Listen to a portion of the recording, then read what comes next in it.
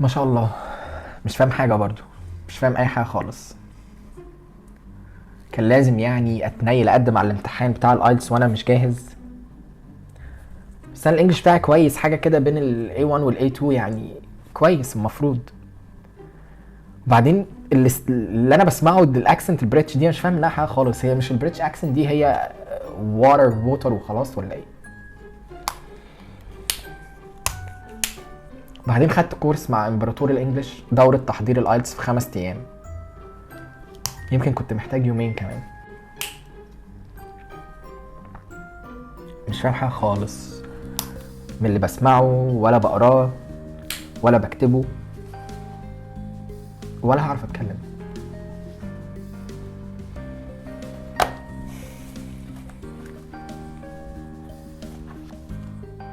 هل تعلم يا صديقي ان كل سنة في تقريبا 4 مليون شخص على مستوى العالم بيقدموا على امتحان الايلتس؟ 12500 شركة ومنظمة في 140 دولة حوالين العالم شرط اساسي علشان تتقبل فيهم هو ان انت تاخد امتحان الايلتس او تجتاز اختبار الايلتس. من غير اختبار الايلتس انت مش هتقدر تقدم على هجرة او منحة في بلد اجنبية.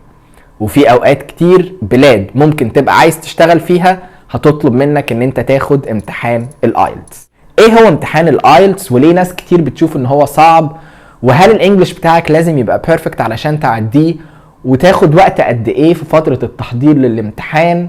وايه هي الحاجات اللي المفروض تركز عليها؟ تمام يا صديقي، حضر قهوتك وتعالى جاوبك على كل الاسئلة دي. انا ماجد نوار، والفيديو ده مهم ليك لو انت بتفكر تاخد اختبار الايلتس.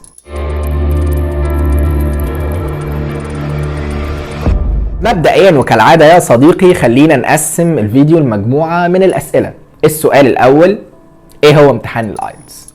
امتحان الآيلتس أو International English Language Testing System هو عبارة عن اختبار لقياس القدرات اللغوية في الإنجليش، والامتحان بيكفر الفور مين سكيلز في الإنجليش لانجويج اللي هي الريدنج والليسننج والرايتنج والسبيكنج. والجهة الوحيدة على مستوى العالم اللي بتدي اختبار الايلتس هو البريتش كونسل او المركز الثقافي البريطاني. ومش معنى كده ان المكان الوحيد اللي بيدي اختبار الايلتس او اللي انت تروح تمتحن فيه ايلتس هو البريتش كونسل، لكن الامتحان بتاع الايلتس نفسه بيجي من البريتش كونسل بالتعاون مع كامبريدج اسسمنت انجلش. السؤال الثاني هو مين المفروض ياخد امتحان الايلتس؟ لو انت يا صديقي بتقدم على منحة دراسية في دولة اجنبية، خصوصا لو الدولة دي اللغة الرسمية فيها هي الانجليش زي بريطانيا او امريكا، فلازم وشرط اساسي بتطلبه منك الجامعة ان انت تاخد امتحان الايلتس وتجيب فيه سكور معين، غالبا بيكون 7 out of 9. لو انت بتفكر تهاجر لبلاد زي استراليا ونيوزيلاند وكندا وذا يونايتد ستيتس اوف امريكا، فبرضو اختبار الايلتس جزء اساسي من ملف الهجرة بتاعك، والسكور المطلوب منك بيختلف من دولة للتانية. ومش بس كده يا صديقي، لو انت بتقدم على وظيفة في مكان والمكان ده اللغة الرسمية فيه او اللغة المستخدمة بشكل كبير هي الانجليش، فبرضو المكان ده هيطلب منك ان انت تاخد اختبار الايلتس كشرط اساسي من شروط القبول في الوظيفة. طيب ازاي تاخد الامتحان؟ في طريقتين ممكن من خلالهم تمتحن امتحان الايلتس. اولهم اللي هو اون بيبر، ان انت ببساطة بتروح مركز معتمد ان هو يدي امتحان الايلتس وبتاخد الامتحان هناك. والطريقة التانية اللي بدأت تتطبق بعد مشكلة الكوفيد 19 او الكورونا هو ان الامتحان بقى متاح اونلاين او كمبيوترايزد.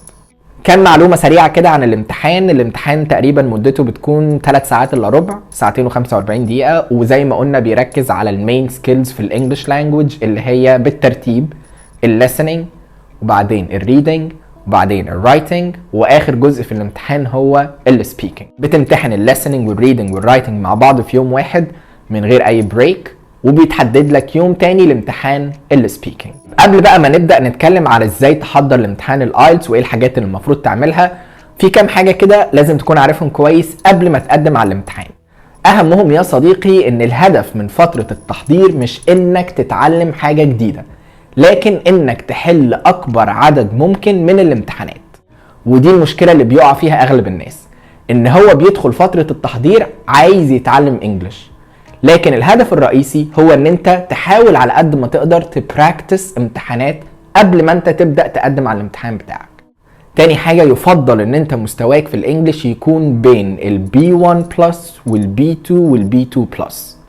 لو مستواك اقل من كده الموضوع شوية هيكون صعب. هسيب لك لينك في الديسكريبشن تقدر من خلاله تحدد مستواك في الانجليش علشان تقدر تحدد هل انت فعلا جاهز ان انت تاخد امتحان الايلتس وتبدأ التحضير ليه، ولا لسه محتاج تشتغل على الانجليش بتاعك شوية.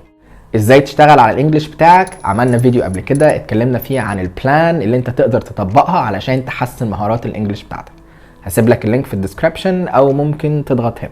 حاجة كمان مهمة جدا، لازم يبقى عندك في يومك 3 أو 4 ساعات مخصصين بس ان انت بتذاكر فيهم او بتحضر فيهم للامتحان.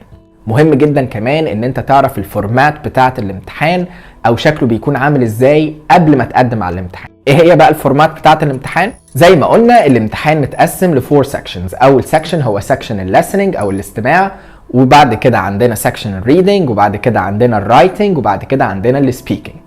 كل section بيكون جواه مجموعة من الاسئلة، وكل section ليه وقت معين علشان تخلصوا فيه. تعالى بقى دلوقتي ناخد كل section من السكشنز دول على جنب، وهنركز في كل section على 4 حاجات. اول حاجة overview او معلومات عامة عن كل section او كل قسم في الامتحان. تاني حاجة اللي challenges او الحاجات اللي بتخلي السكشن ده صعب. تالت حاجة هي ال question types او نوع الاسئلة في كل section.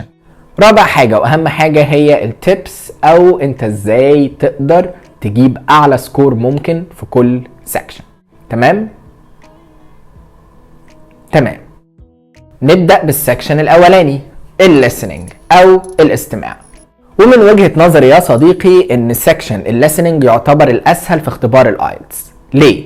لان لو انت شخص الليفل بتاعه في الانجليش بين البي 1 البي 1 بلس او البي 2، فاكيد مهارة الاستماع عندك كويسة، انت بتقدر تسمع كويس، فمش هيكون عندك صعوبة قوي ان انت تسمع وتحل.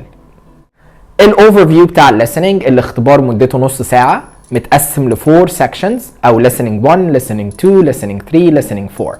عندك 40 سؤال وبيتقسموا من الاسهل للاصعب. يعني section 1 او listening 1 هيكون اسهل واحد، و listening 4 هيكون الاصعب. التشالنجز بتاعه الليسننج تيست اولهم هي فكرة ان اللي انت بتسمعه مرة واحدة بس، او ان التراك ما بيتعدش. فانت المفروض ان انت بتسمع وانت بتحل، او بتحل وانت بتسمع التراك. تاني حاجة بتخلي الليسننج تيست لبعض الناس صعب شوية هي فكرة ان الليسننج بيكون بالبريتش اكسنت، او التراك اللي انت بتسمعه بالبريتش اكسنت او اللهجة البريطانية، اللي هي صعبة شوية بالنسبة لناس كتير خصوصا عندنا في الميدل ايست، لان المنتشر اكتر هو الامريكان اكسنت. ومعروف ان البريتش اكسنت is a little bit harder than the American accent. Isn't it, mate? نيجي بقى للquestion types أو أنواع الأسئلة. multiple choice أو الاختيارات، short answers، sentence completion، matching. ممكن يجيب لك table أو شكل وانت تكمل فيه حاجات وانت بتسمع، وده يعتبر أصعبه. في فترة التحضير مهم جدا ان انت تعرف أنواع الأسئلة. نيجي بقى للتيبس أو ايه هي الحاجات اللي أنا المفروض أعملها في امتحان الليسننج علشان أقدر أجيب أعلى سكور ممكن. اهم حاجة لازم تعملها وانت بتسمع هي ان انت take notes او حاول تاخد ملاحظات من اللي انت بتسمعه. في امتحان الليسننج قبل ما بتبدأ تسمع بيديلك وقت علشان تبص على الاسئلة، بيكون الوقت ده تقريبا من 20 ل 30 ثانية، ولازم تستغل ال 20 و 30 ثانية دول كويس جدا. تعمل ايه؟ اول حاجة لازم تسيركل الكيوردز او الكلمات المهمة في كل سؤال، وغالبا بتكون الكلمات اللي حوالين الفراغات اللي هي بنقول عليها read around the gaps. تاني حاجة مهم جدا ان انت تتوقع الاجابات قبل ما تسمع. يعني ايه؟ يعني لو السؤال بيسأل على رقم، فانت هتبدأ وانت بتسمع تهيئ عقلك انه في رقم هيجي وانا لازم اكتبه. لو السؤال بيسأل على سعر حاجة، فانت هتبقى وانت بتسمع مستني تسمع السعر. لو السؤال بيسأل على معلومة معينة، فانت مستني وانت بتسمع المعلومة دي تتقال علشان تكتبها. وده اللي احنا بنقول عليه predict the answer، ان انت بتحاول تجس الانسر هيبقى شكلها عامل ازاي او نوعها ايه قبل حتى ما تسمع.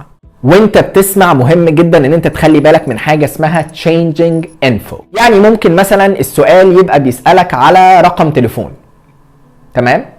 وانت بتسمع يتقال رقم تليفون، فانت بسرعة بتروح كاتبه. بعدها بثانية واحدة هتلاقيه بيغير الرقم ده، فبيقول مثلا لا ده مش الرقم الصح، الرقم الصح كذا كذا كذا كذا كذا. ده اسمه changing info، ودي اكتر حاجة بيلعبوا عليها في امتحان الليسننج، ان هو بيديلك معلومة الاول وبعد كده يروح مغيرها على طول. فاستنى شوية بعد ما تسمع الاجابة علشان تتأكد ان هي فعلا الاجابة اللي انت المفروض تكتبها وما اتغيرتش. مهم جدا كمان وانت بتكتب اجاباتك ان انت تخلي بالك من السبيلنج او تكتب الكلمات بشكل صح، لانه للأسف يا صديقي لو الكلمة فيها حرف واحد غلط فالاجابة بتاعتك كلها هتكون غلط، فهتخسر 1 مارك. اجابتك صح لكن انت كاتب الكلمة بشكل غلط، فمهم ان انت تبراكتس السبيلنج بتاعك قبل الامتحان. حاجة مهمة بقى جدا في كل السكشنز هي ان انت لازم تقرا الانستراكشنز بتاعة الامتحان قبل ما تبدأ تحل.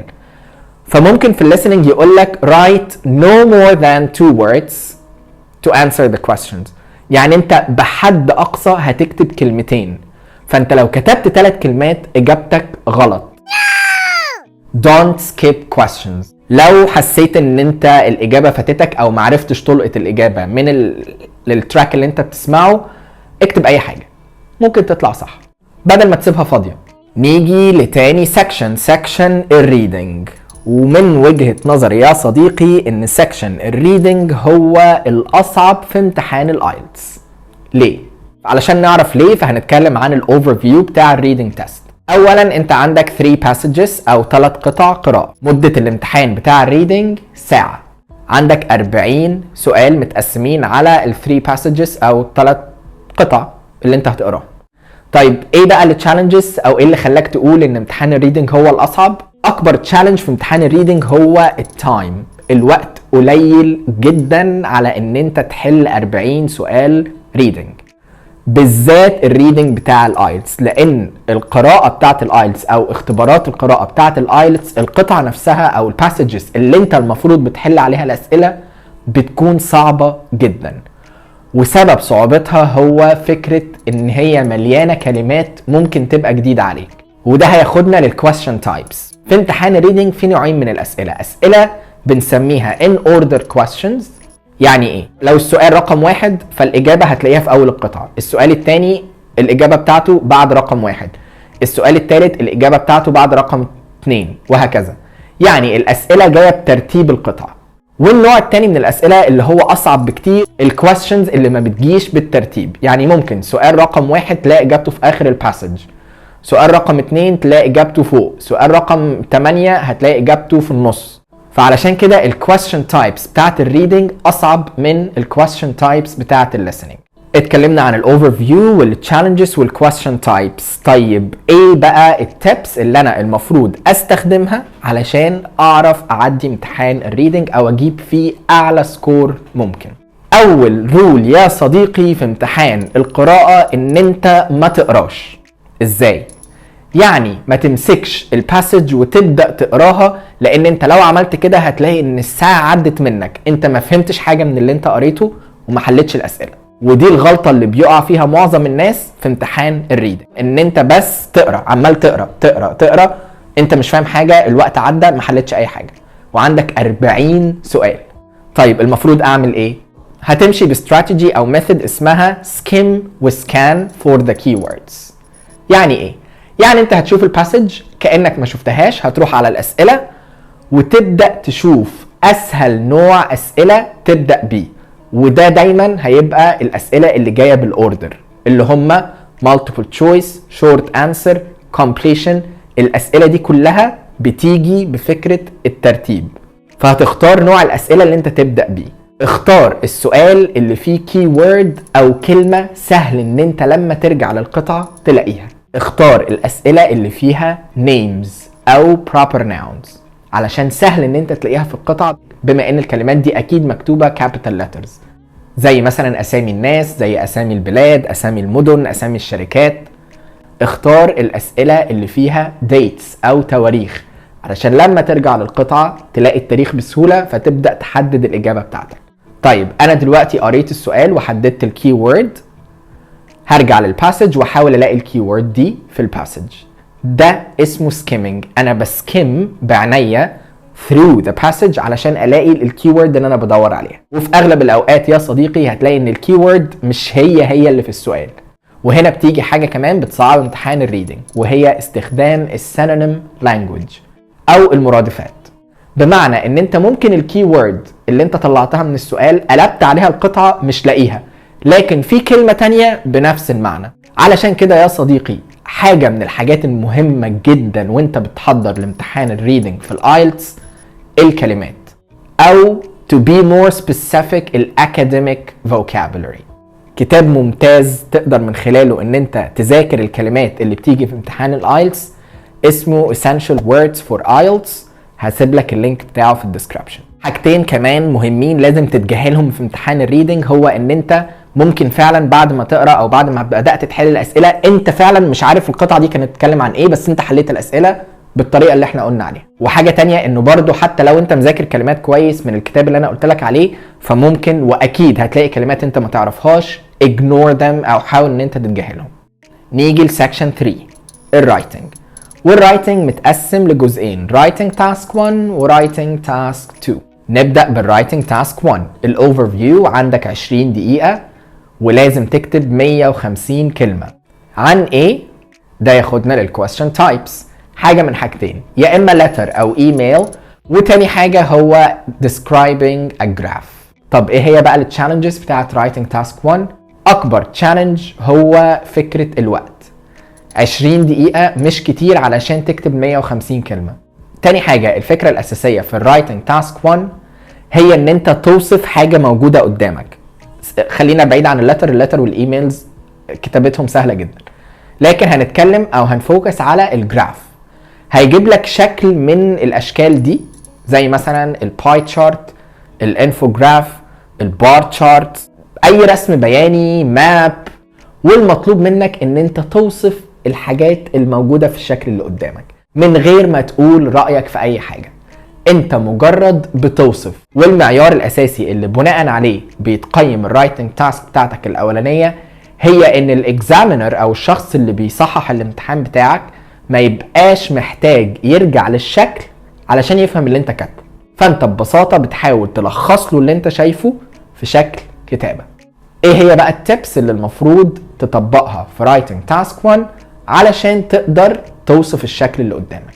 اول حاجه مش هينفع توصف كل حاجه في الشكل، فهتركز على حاجه اسمها المايل ستونز او النقاط الاساسيه او الواضحه جدا في الشكل اللي قدامك اللي انت بتحاول ان انت توصفه. تاني حاجه هي ان انت تستخدم كلمات علشان توصف بيها الشكل. والكلمات هنا مش كلمات اكاديميه، بالعكس الموضوع سهل جدا. يعني ببساطه بدل ما اقول ان مثلا الشكل ده it curves up ممكن اقول it soars. لو عايز اقول ان الحاجه دي it goes down بدل ما اقول goes down ممكن اقول it declines. فالنوع ده من الكلمات مهم جدا في رايتنج تاسك 1. هسيب لك لينك في الديسكريبشن في اهم الكلمات اللي ممكن من خلالها توصف الرايتنج تاسك 1. حاجه كمان مهمه جدا او تيب كمان مهمه جدا هتساعدك في الرايتنج تاسك 1 ان انت لازم تقرا السؤال كويس جدا جدا جدا وتحاول تاخد نوتس علشان تساعدك تستراكتشر الرايتنج بتاعك. هتقسم الرايتنج بتاعك لفور بارتس. اول حاجه الاوفر فيو، وده ببساطه انت هتاخد السؤال وتكتبه تاني بشكل مختلف شويه، هتعمل له حاجه اسمها paraphrasing. تاني حاجه body paragraph 1 وده اللي انت بتوصف فيه جزء من الجراف اللي قدامك. body paragraph 2 وده اللي انت بتوصف فيه جزء تاني من الجراف اللي قدامك. واخيرا الكونكلوجن او الخاتمه اللي انت بتصيغ فيها او بتعيد فيها صياغه اللي انت كتبته في الاوفر فيو او في الاول خالص. نيجي للرايتنج تاسك 2 اللي انا بشوفها اسهل من الرايتنج تاسك 1. ليه؟ لان انت في الرايتنج تاسك 2 مطالب منك ان انت تكتب اساي او مقال، وهنا بيكون عندك حريه شويه ان انت تكتب، مش زي التاسك الاولانيه انت مقيد بالشكل اللي قدامك. مطلوب منك تكتب 250 كلمه في تقريبا 40 دقيقه، وزي ما قلنا مطلوب منك ان انت تكتب اساي او مقاله. علشان كده مهم ان انت تعرف انواع الاسايز اللي ممكن تيجي في امتحان الايلتس. opinion essay ان انت بتكتب رأيك في حاجة. advantages و disadvantages تتكلم عن المميزات والعيوب بتاعت حاجة معينة. problem solution ان انت يجيب لك مشكلة وانت تكتب حلول للمشكلة دي. واخر حاجة double question، وده اللي هيجي لك هو انه بيجمع حاجتين مع بعض. يعني ممكن يقول لك ايه هي المميزات والعيوب بتاعت السوشيال ميديا وانت ايه رأيك، فهنا بيجمع two types في one question.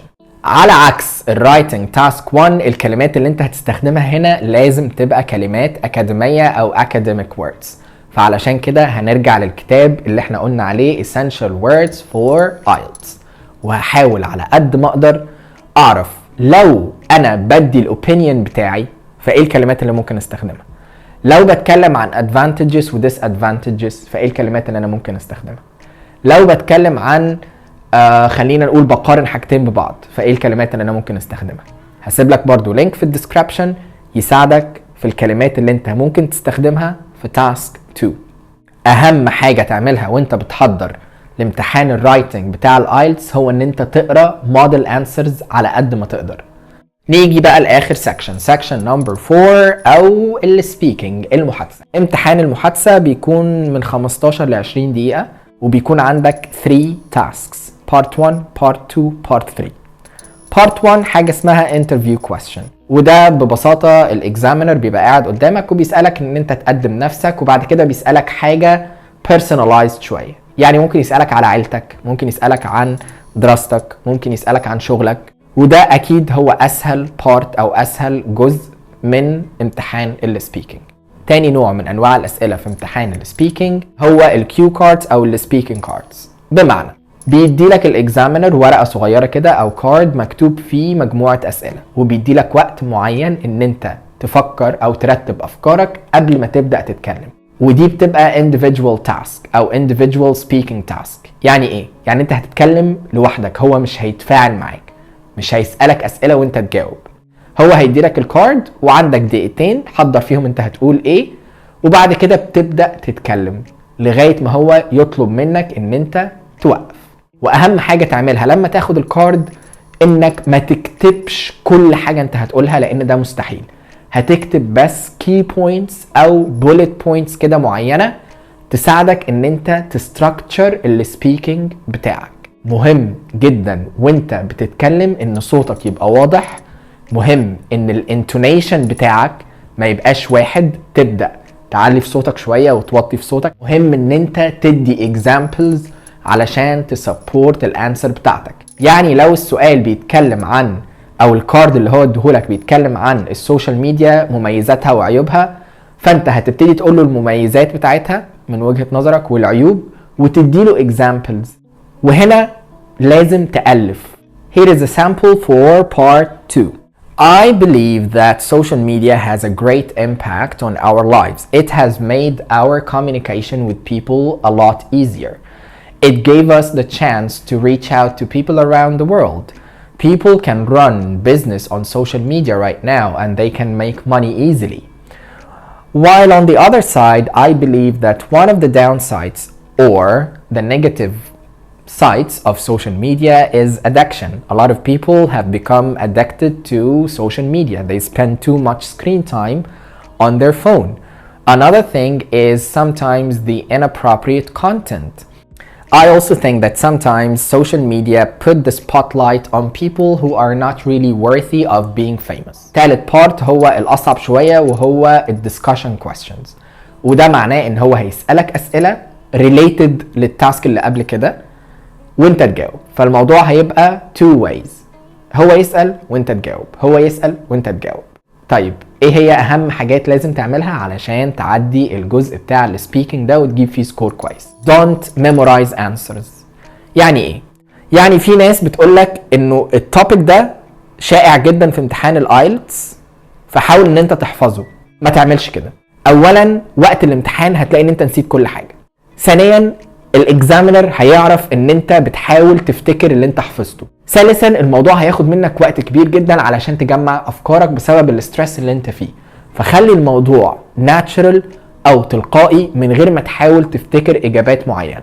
تاني حاجة ما تستخدمش big fancy words، ده مش بيعلي لك السكور بتاعك، لكن مهم ان انت تستخدم الكلمات المظبوطة، يعني الword choice بتاعك يكون كويس، البرونانسيشن بتاعك يكون كويس. الاكسنت مش مهمة قوي وما بيركزوش عليها، لكن حاول ان انت الاكسنت بتاعتك شوية تبقى moderate، ما تبقاش thick. عادي جدا ان انت توقف علشان تفكر. Pause to think. Let me see. That's a good question.